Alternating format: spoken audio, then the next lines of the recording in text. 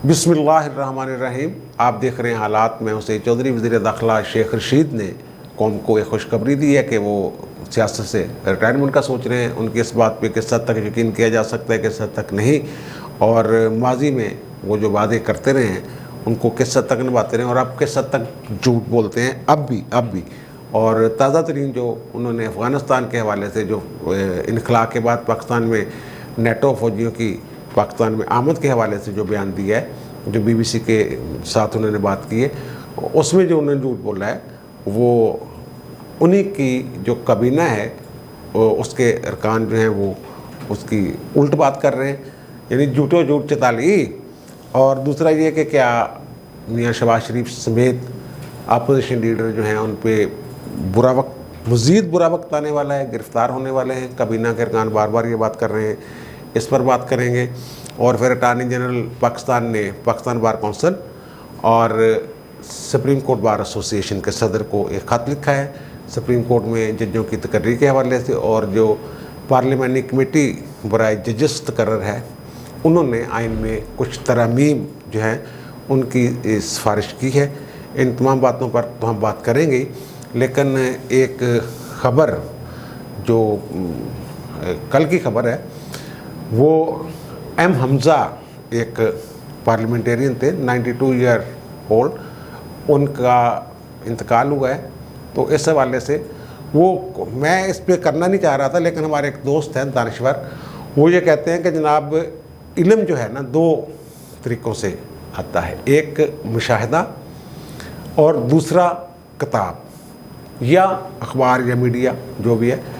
उनका जनाब ये जो नई नस्ल है इनका वो मुशाहदे में तो बात आ नहीं सकती थी एम हमज़ा के हवाले से, इसलिए उन पे आपको बात करनी चाहिए। तो एम हमज़ा जो है टोबा टेक सिंह की तहसील गोजरा वहाँ के रहने वाले थे और 1962 में वो मगरबी पाकिस्तान असम्बली के रुकन मुंतखब हुए थे, जब अयूब खां का तूती बोलता था और कन्वेंशन मुस्लिम लीग जो है उसकी वो क्लीन स्वीप कर गई थी एक तरह से धांधली के ज़रिए जैसे भी। तो 4-5 बंदे थे, एम हमज़ा थे, अपने साथ एमए भी लिखते थे, ये पंजाब यूनिवर्सिटी से एमए किए होते इन्होंने, और ख्वाजा सफदर थे, ख्वाजा आसफ़ के वालद। ये 4-5 लोग अपोजिशन के बेंचों पे थे, लेकिन रोला शोला चंगा पाते सी, ये बात ठीक है। तो ये इनके पीपल्स हाउस में ठहरते थे उस वक्त। ये हर MPA या MNA के पास गाड़ियाँ शाड़ियाँ नहीं होती थी, तो एक बस आती थी पीपल्स हाउस जो लेके जाती थी इन लोगों को, अरकान असम्बली को, पंजाब असम्बली जो यही मगरबी पाकिस्तान असम्बली होती थी ये बिल्डिंग, तो वहाँ लेके जाती थी। और जो एम हमज़ा साहब है इनके पास एक रिले साइकिल होता था, तो उस पर ये जाते थे खुद ही, और रास्ते में अगर कोई मिलने वाला मिल जाता था तो उनके साथ गपशप भी लगाते थे, पैदल उनके साथ चलते रहते थे। तो और 2 पाकिस्तान में शख्सियात ऐसी जिनके बारे में यह कहा था उन्होंने कि मुकाबले का इम्तिहान पास करने के बाद सरकारी नौकरी नहीं की। एक तो एतजाज़ हसन है बैरिस्टर, उनके बारे में यह कहा जाता है, और दूसरे एम हमज़ा साहब के बारे में ये कहा जाता है। एम हमज़ा जो अयूब खां की आमरीत थी उसके ख़िलाफ़ जो आवाज़ें थीं उनमें एक नुमायाँ आवाज़ थी, और मोहतरमा फ़ातिमा जिन्ना के इलेक्शन में ये बड़े सरगर्म रहे थे टोबा टेक सिंह में। और टोबा टेक सिंह में चौधरी फ़तेह मोहम्मद एक कम्युनिस्ट लीडर थे, ये एम हमज़ा थे, और दीगरान कई वकला थे यंग, वो मिलके मोहतरमा फ़ातिमा जिन्ना की कैंपेन उन्होंने चलाई थी। और मगरबी पाकिस्तान में कराची के बाद टोबा टेक सिंह वह तहसील थी जहाँ मोहतरमा फ़ातिमा जिन्ना जो है वो ज़ाहिर BD मेंबर जो थे वो वोट देते थे, तो वहाँ वो 1 वोट से जीत गई थी। लेकिन बाद में वो कहते हैं धांधली शांधली करके 1 वोट कैंसिल कर दिया, उन्होंने मनसूख कर दिया, तो फिर वो बराबर हो गए थे टोबा टेक सिंह से। बाकी पूरे मगरबी पाकिस्तान में जो है वो अयूब खां की बल्ले बल्ले थी और वही ले गए थे। वो सबको पता है कैसे वो पैसे दे के, डरा के, पटवारी, AC, डिप्टी कमिश्नर उनको इस्तेमाल करके वो वोट शोट लिए गए थे। और बाद में एम हमज़ा साहब जो हैं वो लिगी रहे बहुत अरसा, और फिर वो प्यारे हो गए थे ख्वाजा आसफ़ के वाला साहब जो ख्वाजा सफदर हैं वो भी, और एम हमज़ा साहब भी ज़िया-उल-हक़ को, और फिर नून लीग में आ गए, और आखिरी दिनों में वो नून लीग के ही टिकट पर सेनेटर थे, लेकिन उनके बेटे जो हैं सामा साहब वो पीटीआई में चले गए थे। यानी कि पीटीआई फिर आखिरी दिनों में पीटीआई में चले गए थे। तो अब उनका इंतकाल हुआ है, बाहर अल्लाह ताला गरी के रहमत करे। बड़ी खूबियों वाले साहब थे। अब हम आ रहे हैं जो अटॉर्नी जनरल ने ख़त लिखा है पाकिस्तान बार कौंसिल और सुप्रीम कोर्ट बार एसोसिएशन को। उन्होंने उसमें जनाब वो 2 सफ़ात का ख़त है और उन्होंने उसमें कहा है कि जनाब 9 सितंबर को जो जुडिशल कमीशन का इजलास हो रहा है, वहाँ जो मामला है कि लाहौर हाई कोर्ट की जस्टिस आयशा मलिक जो जूनियर जज हैं उनको सुप्रीम कोर्ट में ले जाया जाए बतौर जज। तो इस हवाले से उन्होंने कहा कि जनाब बार और बेंच में तकसीम नहीं होनी चाहिए। वो कराची वाले इशू पर रौला पड़ा हुआ है ना, वहाँ के चीफ जस्टिस को नज़रअंदाज किया जा रहा है मुसलसल, और ढाक के लिए भी कोशिश की गई थी कि उनको ढाक जज के तौर पर सुप्रीम कोर्ट में उनका तकर्रर कर दिया जाए। तो उन्होंने कहा कि आप अपनी रिकमेंडेशंस दें, उनको जुडिशल कमीशन के इजलास में रखूँगा। और उनका यार एक जो मेरी तजवीज़ है ना, मेरी सिफारिश जो मैं सिफारिश करना चाह रहा हूँ कि कम से कम एक सीट जो है ना वो पक्की कर दी जाए मुस्तकिल सुप्रीम कोर्ट में ख़वातीन के लिए, कि यानी वो रास्ता सीधा कर रहे हैं जस्टिस आयशा मलिक वाला। वो मैंने कहा था ना बहुत सारी आवाज़ें उठेंगी उनकी हमायत में कि लाइन टूट भी रही तो खैर है क्योंकि खातून है इसलिए उनको ले जाया जाए। और साथ ही उन्होंने कहा जनाब वो देखें आज ही इंडिया में भारत में 3 ख़वातीन ने सुप्रीम कोर्ट के जज की हैसियत से हल उठाया। बस इंडिया की मिसाल इसलिए देते हैं कि हमारा और उनका आइन बड़ा मिलता जुलता है। उनको जो उनके अदालती फ़ैसले हैं आला अदालतों के, वो पाकिस्तान में बतौर नज़ीर भी, क्योंकि आइन के आर्टिकल्स एक जैसे हैं तो वहाँ जो तशरीह की जाती है वो पाकिस्तान की अदालतें भी उसको देख लेती हैं कि वो पेश की जा सकती है बतौर अदालती नज़ीर। तो इस तरह की उन्होंने बात की है और इसका जवाब जो है वो एक तरह से दे दिया उन्होंने। हाँ, वो कहते हैं कानून में कहीं नहीं लिखा हुआ, आइन खामोश है कि जूनियर जज को ऊपर ले जाने पे कोई पाबंदी नहीं है। वह अल जहाद ट्रस्ट केस जो है, अगर तो यही बात बस ठीक कह रहे हैं कि आइन में नहीं लिखा हुआ, जूनियर को ले जाते भी रहे हैं। मुनीब अख्तर वाला मामला आपके सामने है, वो सुप्रीम कोर्ट के जो जज हैं इस वक्त सिंध से लेके गए थे, तो वो उस पर फैसला आ गया कि नहीं नहीं जनाब जूनियर भी जा सकते। इस तरह के जजमेंट्स एक दो हैं, लेकिन अल जहाद ट्रस्ट के केस में जो एक एक्सपेक्टेशन का जो रूल है उसका भी तयन किया हुआ है। ये देखें कि एक बंदा तवक्को करता है, उम्मीद रखता है कि क्योंकि मैं सीनियर मोस्ट हूँ इसलिए मेरी प्रमोशन होगी। इस जो एक्सपेक्टेशन का जो लॉ है उसको आप नज़रअंदाज नहीं कर सकते। इस पर तो बंदे बरी हो जाते हैं। अगर किसी को सज़ाए मौत हुई है और वो 10, 15, 12, 14 साल उसको फांसी वो नहीं लगता, अपीलों में मामला रहता है जो, तो अदालतें उसको छोड़ देती हैं इस बुनियाद पे कि इसको उम्मीद ज़ीस्त, इसको ज़िंदगी की उम्मीद पैदा हो गई है। एक्सपेक्टेशन ऑफ लाइफ एक रूल है, उसके तहत वो छोड़ दें। ये भी एक कानून है भाई जी अटॉर्नी जनरल साहब, कि तवक्को होती है सीनियर को कि मैं या चीफ जस्टिस बनूंगा या फिर ऊपर। वहाँ तो ये भी नहीं लिखा होगा सीनियर मोस्ट को ही चीफ जस्टिस हाई कोर्ट का बनाना है। आइन में तो ये इस पर भी खामोश है। वो तो लाइन आप नहीं तोड़ते फिर, क्योंकि उसका फैसला सुप्रीम कोर्ट ने किया था कोई 5-7 साल पहले कि ये लाइन नहीं तोड़नी। लेकिन फिर मनपसंद लोगों का वो जो मैं कहता हूँ कि कोर्ट पैकिंग प्लान, उसके तहत भरी जाओ जो बंदे। इन्होंने वकीलों से पूछा है और वकीलों ने ही उसका जवाब दिया।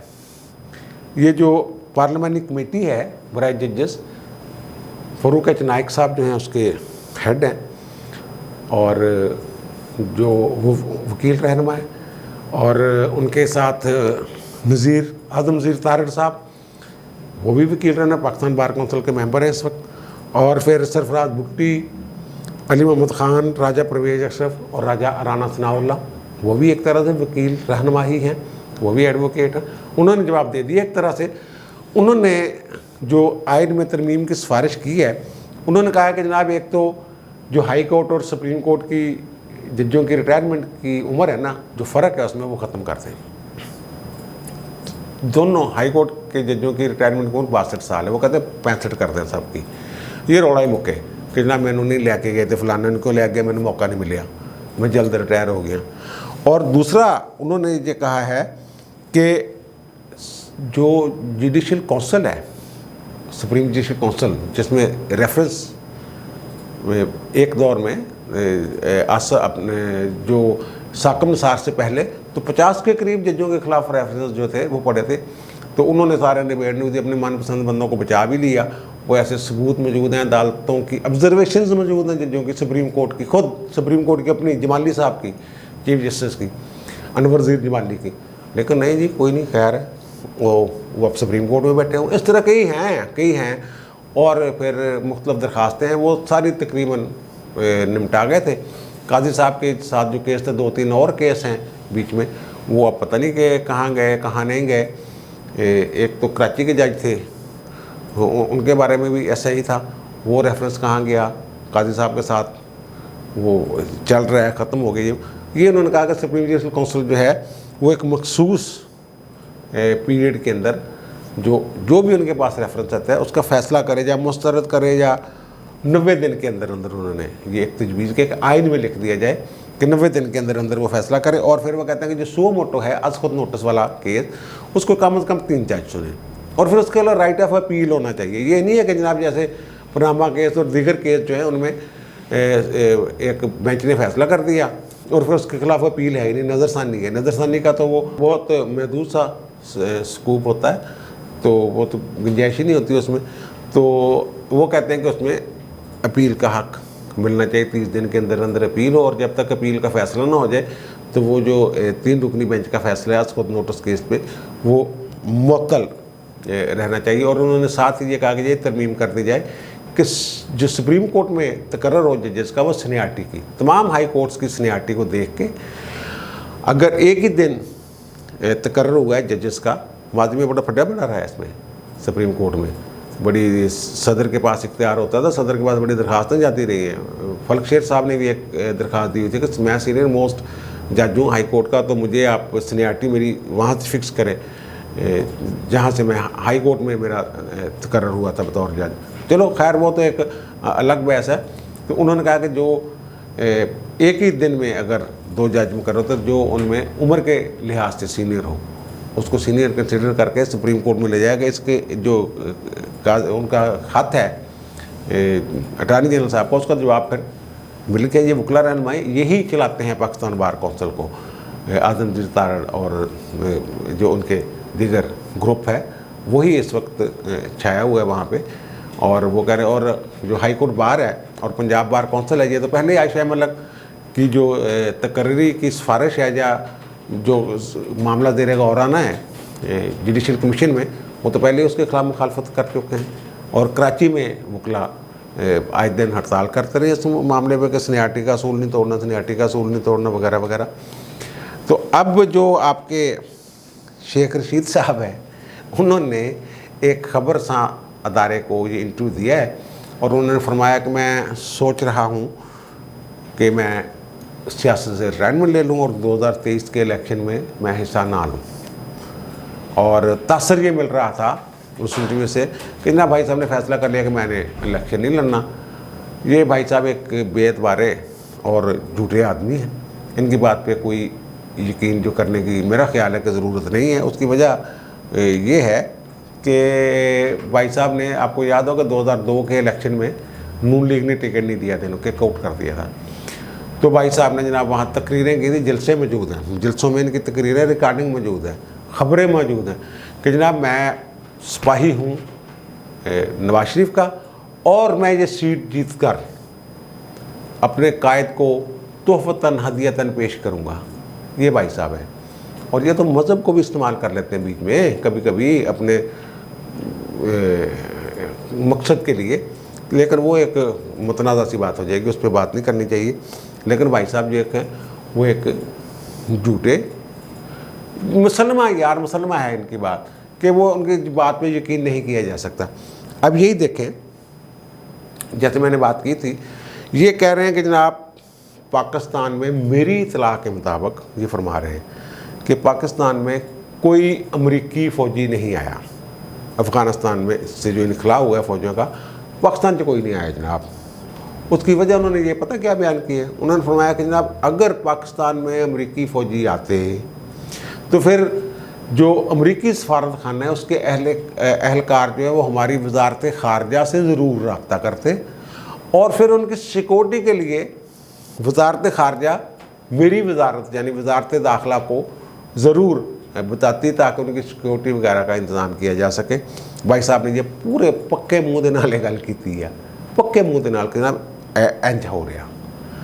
लेकिन ये बात भी झूठी निकली है, क्योंकि वज़ीर इत्तलात ने जो काबीना के इजलास के बाद प्रेस कॉन्फ्रेंस की है या प्रेस ब्रीफिंग दी है, उन्होंने बताया कि 42 अमरीकी फ़ौजी जो हैं पाकिस्तान में हैं।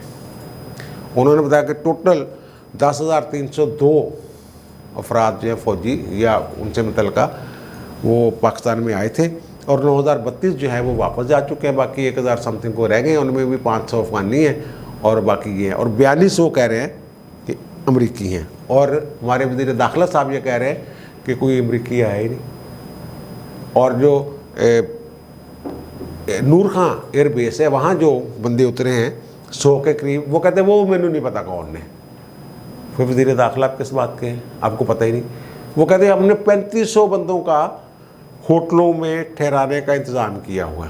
वो बंदे तो ज़्यादा थे, लेकिन बहरहाल कुछ एयरपोर्ट पे भी रहे थे, वहीं से वो पाकिस्तान में दाखिल ही नहीं होते। एयरपोर्ट में जो आए थे वो वहीं से उनके अपने ममालिक के तैयारी और प्रोसेस मुकम्मल करके उनको साथ ले गए। तो ये शेख रशीद साहब की बात पे यकीन नहीं करना चाहिए। और वो जो कल वाली ब्रीफिंग की मैं बात कर रहा था ना GHQ में, तो हमारे एक साहब जो हैं दोस्त, वो कह रहे हैं कि मैं कोई शेख रशीद साहब से मैंने कोशिश की है बात करने की कि जनाब वो पता चले कि अफ़गानिस्तान वाले मामले में क्या हो रहा है, क्या होने जा रहा है और पाकिस्तान की क्या स्ट्रेटजी है। वो कह रहे हैं जी मैंने जो अब शेख रशीद का नाम ले लिया, शायद किसी और से ही बात की उन्होंने, तो वो कह रहे हैं जनाब वो जो है ना वो कोई 6 माह पुरानी स्ट्रेटजी और हालात वाक़यात को मद्देनज़र रख के मुझे बता रहे थे कि ऐसे होने वाला है, ऐसा होने वाला है।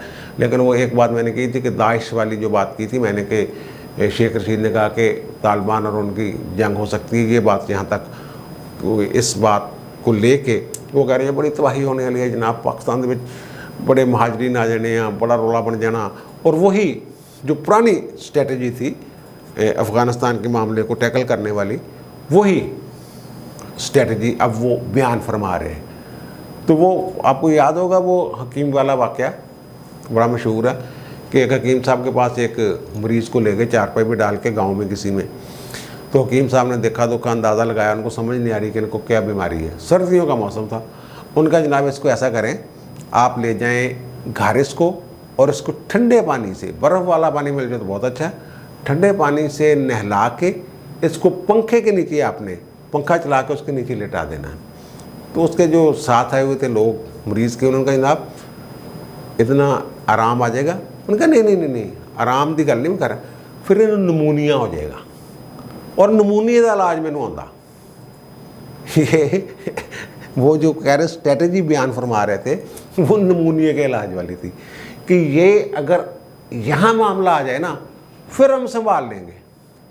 और वो मामला वहाँ जाता हूँ मुझे नज़र नहीं आ रहा कि जहाँ वो फ़र्ज़ कर रहे हैं या समझ रहे हैं कि वहाँ मामला चले जाए, तो वो मेरा ख्याल है कि वो जो महाजरीन वाली और वो सरहदें तोड़ के बंदों के इधर आ जानी और यहाँ से वहाँ चले जाने वाली जो बातें हैं, वो मुझे लग रहा है।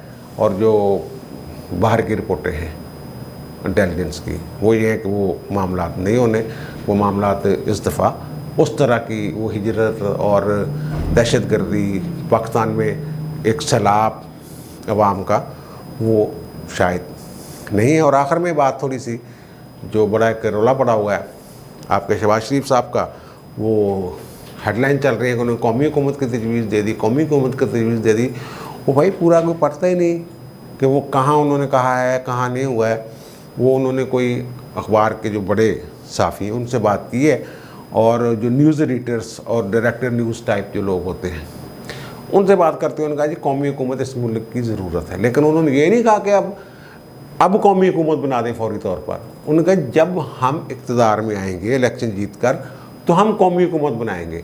कौमी हुकूमत से मुराद के हर जमात से मुशावरत के बाद काबीना तश्कील दी जाए, उनके बंदे भी ले लिए जाएँ सारे मिल बैठ के इस मुल्क को चलाएं। जैसे कि इमरान खान को शुरू में जो मशवरा दिया गया था कि अपोजिशन भाई तुम एक नैले जे लोग हो, तुहानू नहीं पता, अपोजिशन वाले नाल पुछ लो, इन्हों मिल मिला के कर लो, कोई इशू नहीं। बल्कि साकडार ने तो अपनी खिदमत तक पेश कर दी थी कि मैं हाजिर हूँ, अगर बजट बनाना है, जो कोई माली पॉलिसी है, अगर मुझसे कोई ब्रीफिंग चाहिए, मेरी कोई मदद चाहिए तो ले ले, ताकि मुल्क का फ़ायदा हो।